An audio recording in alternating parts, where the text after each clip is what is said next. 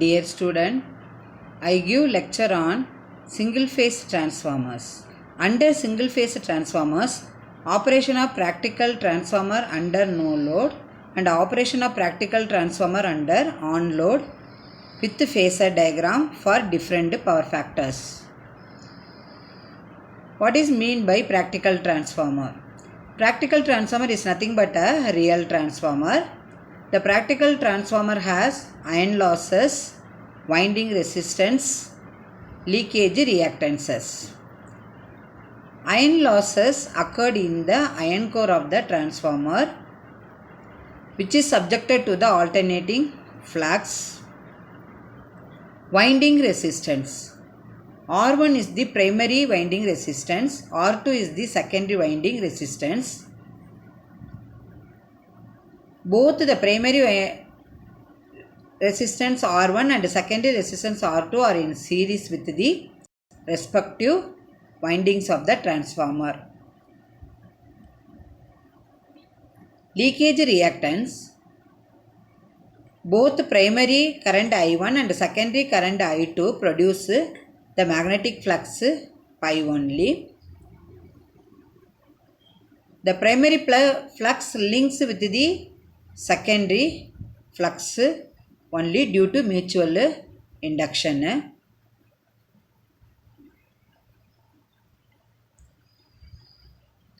Operation of the practical transformer under no load.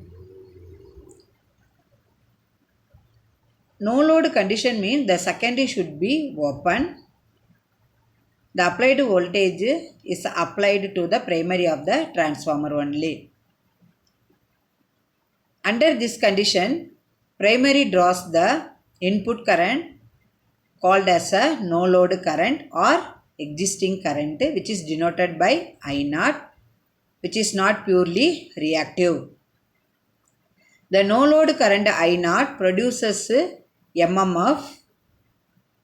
MMF is nothing but the product of number of turns multiplied by current. So therefore N1 into I0, which set up the flux pi in the core.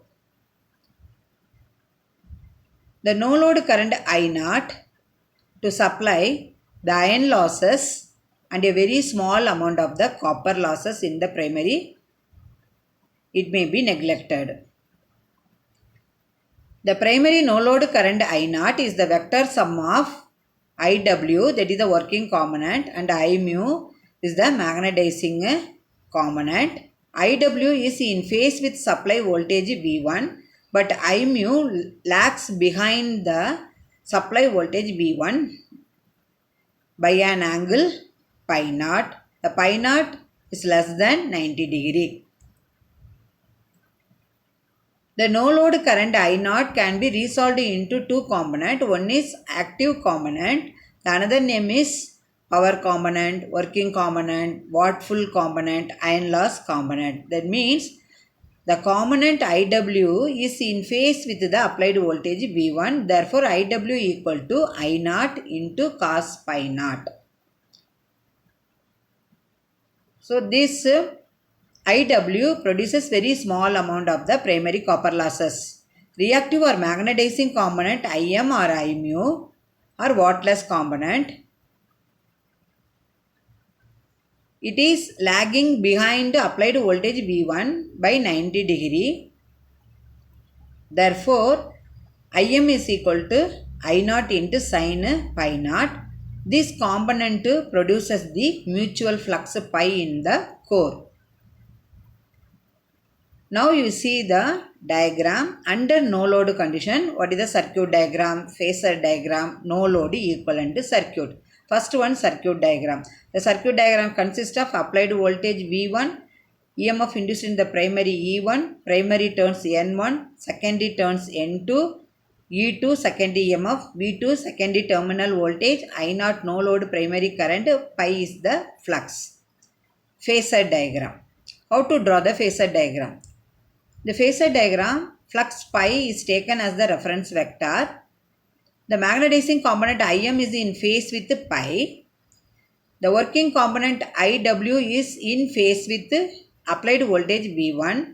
The vector sum of Im and Iw is I naught by an angle pi naught. That means I naught lags behind the applied voltage V1 by an angle pi naught.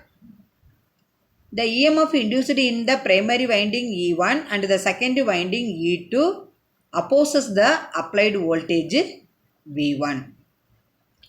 Then no load equivalent circuit.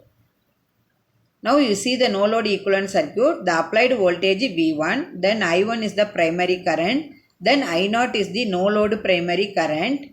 The I0 resolved into two components, IW and IM. IW flowing through R0, IM flowing through X0. R0 is calculated by using formula V1 divided by IW. X0 is equal to V1 divided by IM. Therefore, I0 is equal to root of Im squared plus Iw squared. Therefore, the no load power factor cos pi naught is equal to Iw divided by I0. The primary copper loss, that is the no load primary copper loss, is nothing but I0 squared into R1.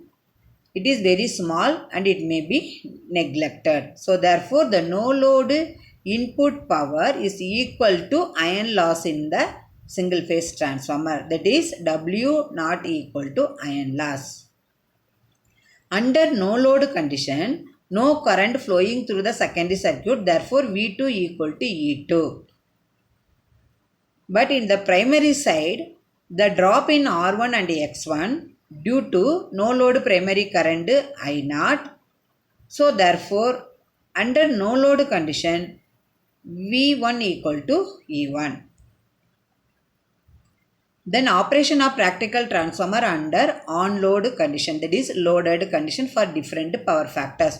Now you see the circuit diagram. The transformer, that is the left hand side primary side, right hand side secondary side. Primary side applied voltage V1, that is the primary voltage, R1 primary resistance, X1 primary reactance, Z1 primary impedance. Similarly, V2 secondary terminal voltage, R2 secondary resistance, X2 secondary reactance and then Z2 secondary winding impedance. Then the primary current I1 equal to I2 dash plus I0. But I2 dash is equal to minus KI2. The minus sign indicate the current I2 dash to counteract the demagnetizing effect of the secondary current I2. So, therefore, I2 dash is equal to minus KI2. The V1 equal to minus E1 plus I1 into R1 plus JX1. The minus sign indicate the counter EMF E1 opposes the applied voltage V1. Then V2 equal to E2 minus I2 into Z2. The Z2, Z1 is nothing but the combination of the respective winding resistance and reactance only. Load power factor is equal to cos pi 2 because the load is connected at the secondary side only. That's why cos pi 2 is called as a load power factor. The primary power factor cos pi 1. So the input is given to primary. So therefore P1 is equal to V1 I1 cos pi 1. The output is taken from the secondary side. So therefore P2 equal to V2 I2 cos pi 2. What is the voltage equations? V1 equal to E1 plus I1 Z1. Similarly, V2 equal to E2 minus I2 Z2. In terms of E1 and E2, you can substitute the value R1 plus JX1 and R2 plus JX2 respectively. How to draw the vector diagram? The counter EMF, that is E1, opposes the applied voltage, that is minus E1. That E1 added I1 R1, but the I1 R1 is in phase with I1 and I1 X1, that is the reactive drop. This is 90 degree ahead of the I1. The both added to E1, we are getting the primary voltage V1, that is the applied voltage V1. Similarly, the E2 is the EMF induced in the secondary due to mutual flux. The secondary terminal voltage V2 equal to, already you know formula, E2 minus, that is the I2 into Z2. Z2 is nothing but, that is R2 plus JX2. So therefore the secondary terminal voltage V2 is after subtracting I2 R2 and I2 X2 from E2 only. So the resistance drop in the direction of current vector, but the reactive drop is the perpendicular to the current vector. Now we see the phasor diagram. This is the phasor diagram for unity power factor. Unity power factor means the load is resistive. Now you see the diagram.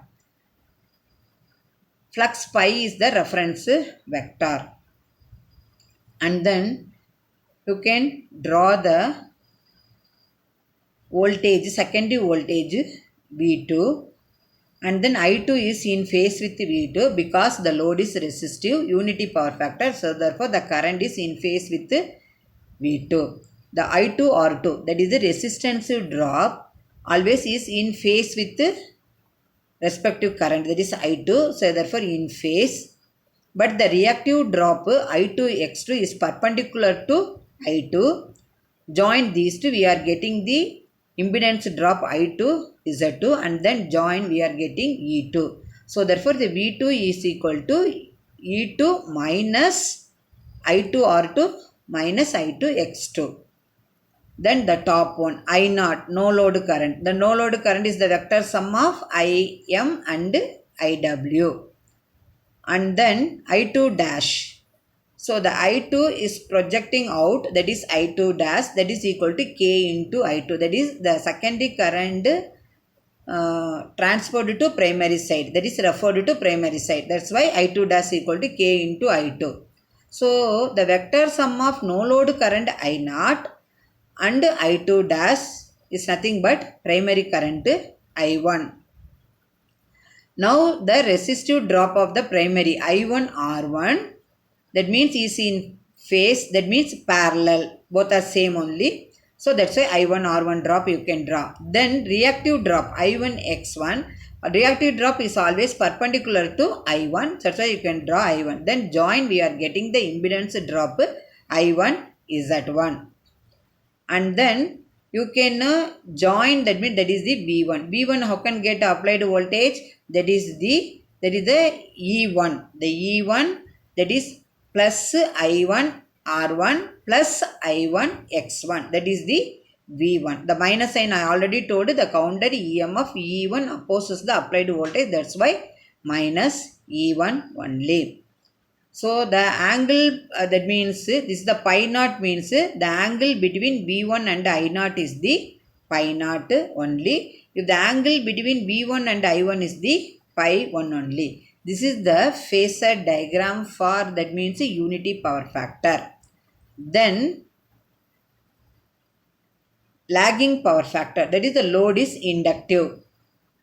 Inductive means that is current lags behind the voltage V2. Now you see flux is the reference vector, and then V2 is there, lags the flux pi, and then I2 lags behind the voltage V2 by an angle pi 2.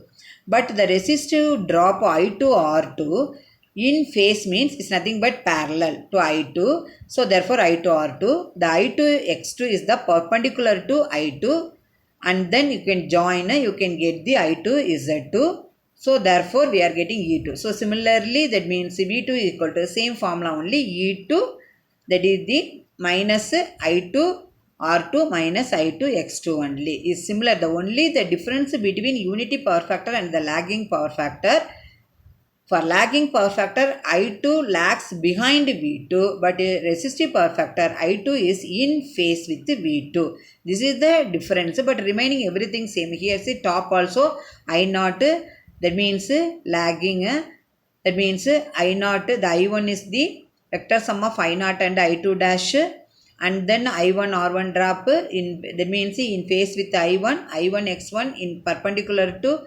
I1, and then finally we get to the V1. V1 is equal to E1 plus I1 R1 plus I1 X1 only.